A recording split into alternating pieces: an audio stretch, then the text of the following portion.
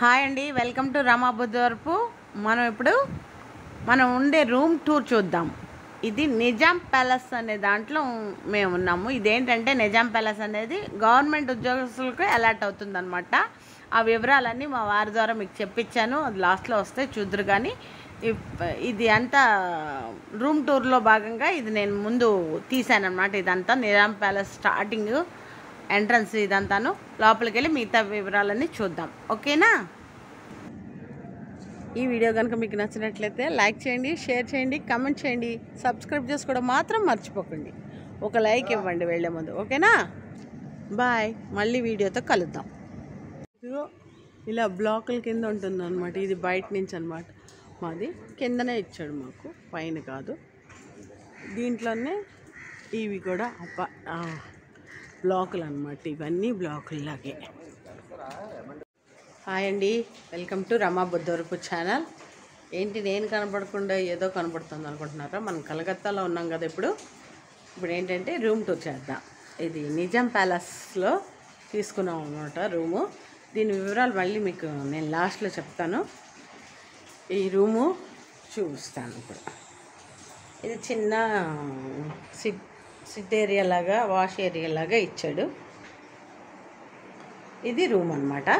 Starting ఇది cupboard ఇచ్చాడు. ఇక్కడ కబోర్డు. ఇది గవర్నమెంట్ వాళ్ళది అనమాట. గవర్నమెంట్ వాళ్ళకి అలాట్ చేస్తున్నారనమాట. దీని వివరాలు మళ్ళీ చెప్తాను మీకు.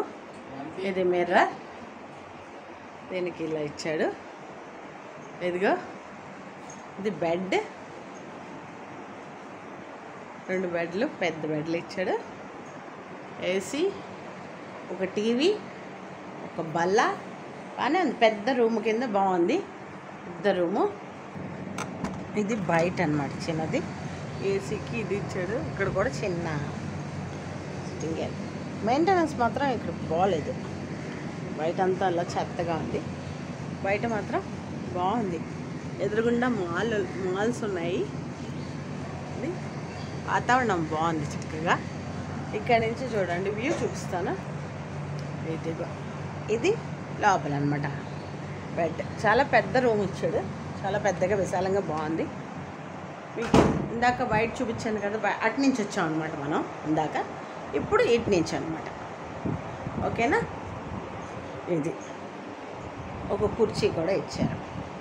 ఒకటే కుర్చీ ఇచ్చారు, ఇంకో కుర్చీ ఇస్తే బాగుండు, కానీ ఒకటే ఇచ్చారు.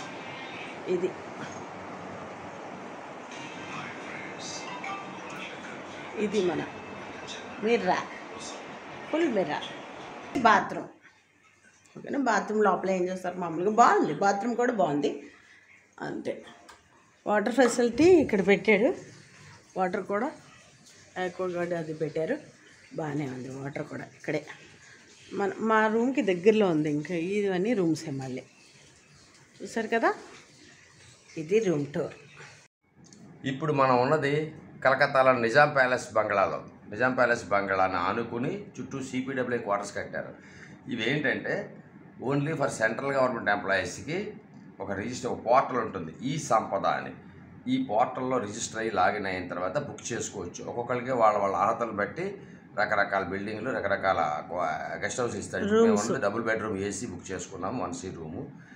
ఈ రూమ్లో చాలా బాగుంది, బాగానే ఉంది, అన్ని సౌకర్యాలు ఉన్నాయి. ఈ రూమ్లో చుట్టుపక్కల మనం బయటకు వెళ్ళి తెచ్చుకోవాలి. హోటల్ రూమ్ లాగా సర్వీస్ అది ఉండదు. అయితే మామూలుగా మిగతావన్నీ బాగానే ఉన్నాయి.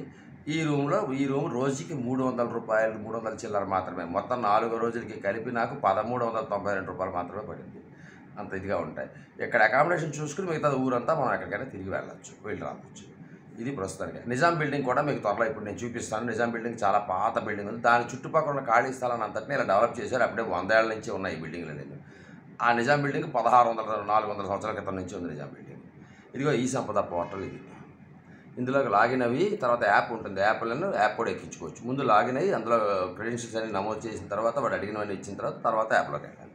యాప్ ఎక్కించుకున్నాక ముందు లాగిన్ అవ్వాలి. యాప్ ఎక్కించుకోక్కర్లేదు, యాప్ కాదు. ముందు దాంట్లోకి వెళ్ళి లాగిన్ అవ్వాలి, తర్వాత యాప్ పనిచేస్తుంది.